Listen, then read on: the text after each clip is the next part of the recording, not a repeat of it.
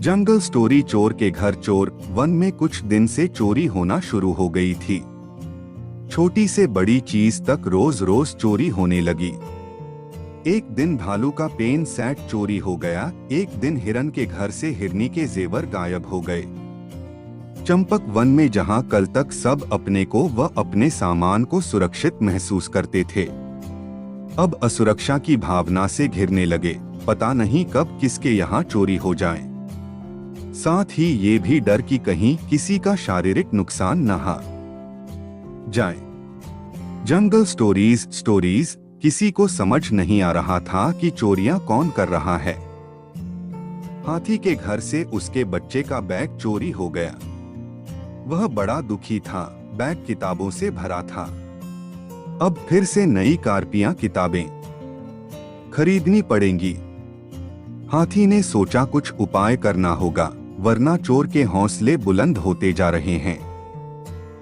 उसने कोयल को बुलाया और बोला, तुम्हें हमारी मदद करनी होगी। मैं क्या मदद कर सकती हूँ?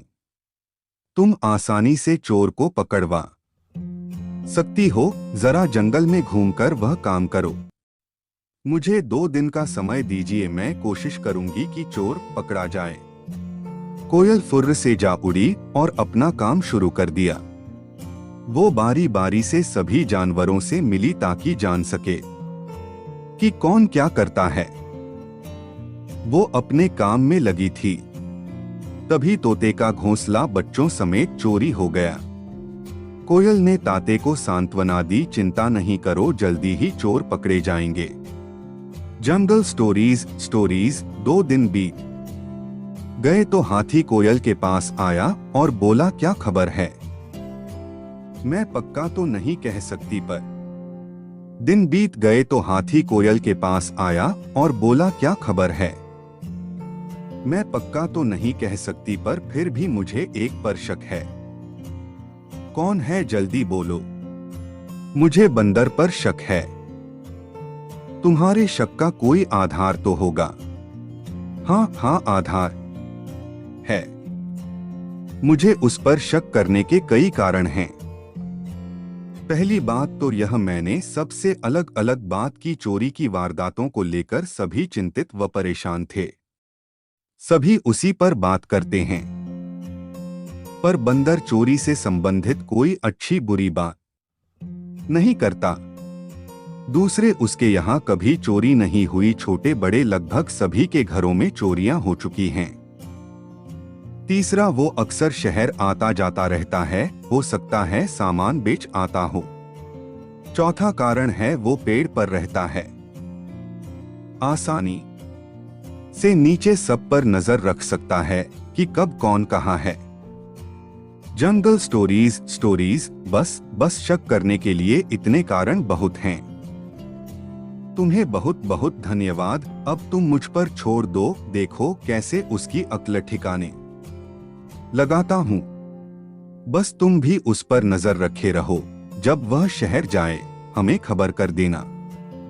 धीरे धीरे बंदर से कोयल ने दोस्ती बढ़ा ली और बंदर की हरकतों पर नजर रखने लगी। तभी एक दिन बंदर से पता चला कि वह शहर जा रहा है। कोयल ने उससे पूछा, तुम्हें कितना समय लग जाएगा वहां?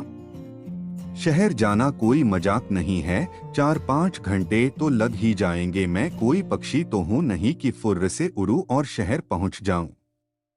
हाँ बंदर भाई, तुम ठीक कहते हो। जाओ, जाकर घूम आओ, मैं तुम्हारा इंतजार करूंगी।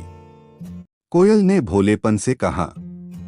जंगल स्टोरीज। वहां बंदर शहर को रवाना हो गया। यहाँ कोयल ने तुरंत हाथी को खबर दी। हाथी ने सियार, भालू, हिरन सबको इकट्ठा किया और सभी उस पेड़ के पास पहुंच गए जहां बंदर रहा करता था। हाथी बोला, कोयल अब तुम पेड़ पर तलाशी लो, देखो कहीं कुछ है।